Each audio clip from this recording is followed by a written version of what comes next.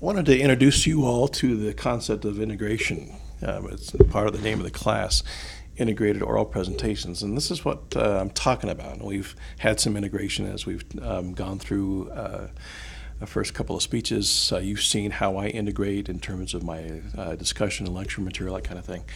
So I thought I'd kind of give you a behind-the-scenes look here. This is part of the presentation that I'm creating for the World Gaming Protection Conference that's happening in Las Vegas that I'm presenting to in March. And there's some concepts here that I'm using within this in terms of integration to go through, obviously, and help hammer home the points and give some structure and organization to what it is that I'll be talking about. So in doing so, I thought I'd show you what I have in mind, what it is that I'm doing, and kind of the communicative thinking behind this kind of stuff in terms of what's going on. This is for my second session. I've already gone through a first session to kind of introduce my audience to a number of ideas. I'm going to go through and play this. Oops, let me go back out to the initial. There we go. I'm going to go through and play this. This is my company logo I'm using to go through and represent me. And this is will be on stage where I'm presenting. I have a couple of hundred people in my audience. And on the stage that I'm at, I have a floor-to-ceiling screen, and I walk in front of the screen. Okay, I'm able to go through and interact with the material that's being projected behind me. So before I come on screen, the Guardian tactics comes up, and then I'm going to end with a call to action with that, so I can hopefully get some contracts out of that. I'm going to do a review here in terms of what we've been talking about. These have to do with nonverbal ideas. And I have a graphic that goes along with each one of these that ties back to my first presentation that way. And then I go to black. As I talk about what's coming up next, I give them a preview, and then I'll ease them into what that preview is going to be. You see how things are dissolving in and out here. And there's nothing really abrupt with this. I try to be as subtle as I possibly can. And from a design standpoint, I'm using photography. Some of this I've shot myself. Other images here I have harvested off of Google. Let me go back and show you what I'm talking about that way. For example, this image and this image and this image and this image are all Google images there. And the reason why I decided to choose these is because of how they're laid out. One of the main things I'm looking for here in terms of photographic quality is the layout of the image. Is it composed well? Does it create movement for the eye, no pun intended on this one, but for the eye to go through and move around within the image? I'm adhering to what's called a rule of thirds, a design element that I teach in my visual communication class and in photography as well. But it applies, across the board to everything that is that we're doing. So I'm careful with the images that I'm selecting. With this image, I really like the black space or the empty space, the negative space that I could use to go through and build within this area, which I do within the original presentation there. And so this it gets into what's called a frame force in terms of what the frame of the integration does to us as we go through and compose the frame. This one you can see how I've cropped into it here. It was a little too much white space on there, and I wanted to come in and focus a little bit more specifically on that. But this still adheres to kind of the rule of thirds as well. If you were to put a tic-tac-toe grid, what I mean by the rule of thirds, over the image, then the main focus of that image would fall on the intersection of one of those lines. So if I had a tic-tac-toe grid going on this way and the lines going across this way, you'd see the people of the eye would come close to landing on that intersection. This gets into the golden mean, the rule of thirds does, in terms of how our eyes go through and move through design and how they respond to that. They make sense of that. If it's just static, then we have a problem. It becomes boring, or we start picking it out.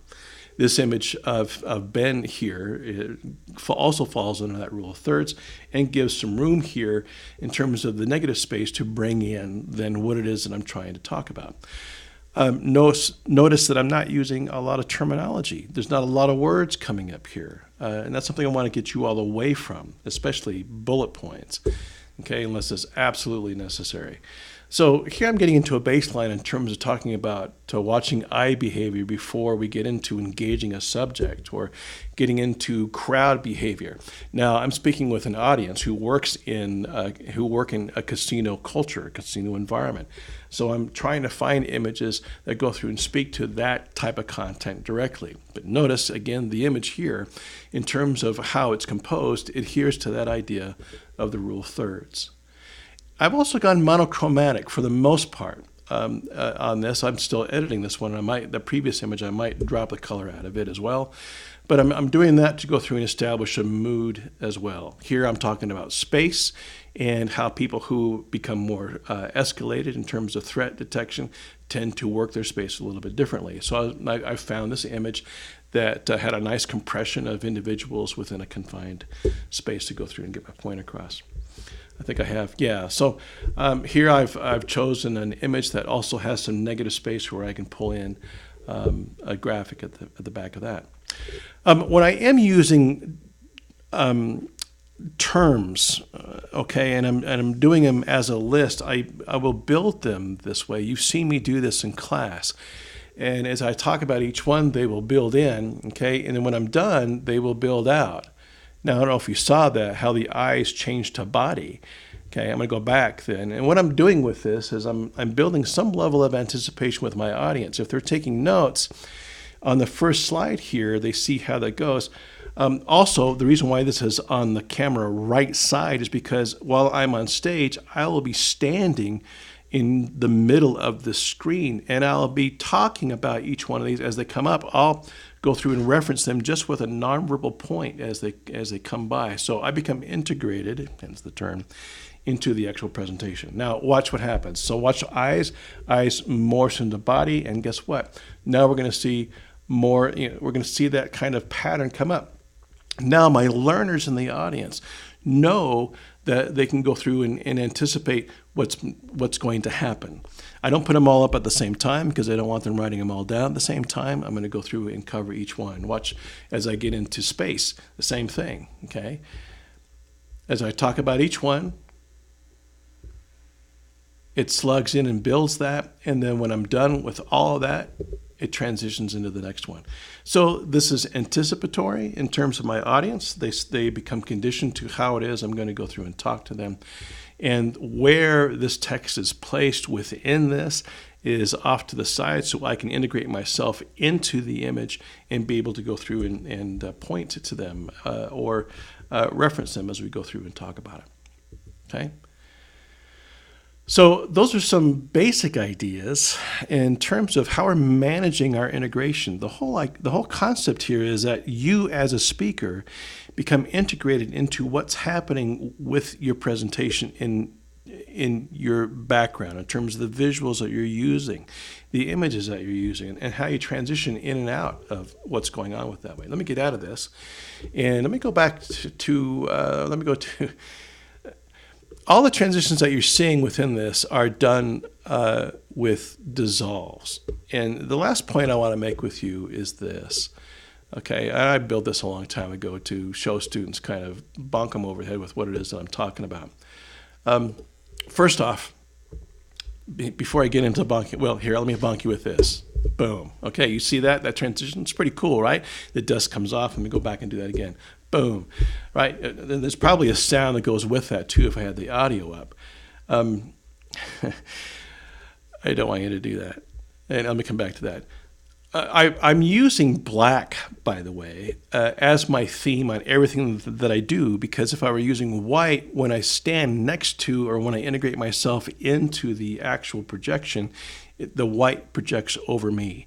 If I'm using black, there's nothing to project over me. Okay, there might be a little bit of chrominance coming across, but it's not going to be that noticeable as I'm presenting to a crowd of people. Okay, in a normally lit type of room that way. So let me transition to the next one. Oh my gosh, and let's go into, So I set this one up to go through and teach people specifically how to use Keynote, and it's out of date in terms of the technology. But my point here being is all these transitions are really cool, right? but they detract from the message. They become louder than the message is that we're trying to go through and put across to our audience. So I want you to not do this. Okay? Don't do this. Don't do that. Don't do that. Don't do this. I don't know how many more I've got to go. I think I used every single one. Oh, here we go. I think this one. Nope. And this one doesn't do it either. I think I'm coming out. Where is it at? There we go. Oh, wow. Just a nice, simple dissolve. Let's do that one more time, okay? Dissolve. And that's why I have this on the build-in menu, because that's really the only one that's appropriate. We could manage the amount of time it takes for that dissolve to come in and go out if you want to. Typically, the default settings for dissolve will work out just fine. Okay, see how nice that goes out. Let me go back to the other one again so we can see. Let me go to here and I'll play this slide from that point. So they all dissolve in. We dissolve from one slide to the next and from one to the next without any real abruption. If you want abruption, just do a simple cut instead. But stay away from the bells and whistles that we see within any kind of public presentation integration software. Okay? I'm hoping you have questions. If you do, please post them on this particular post, and I'll go through and do my best to answer them.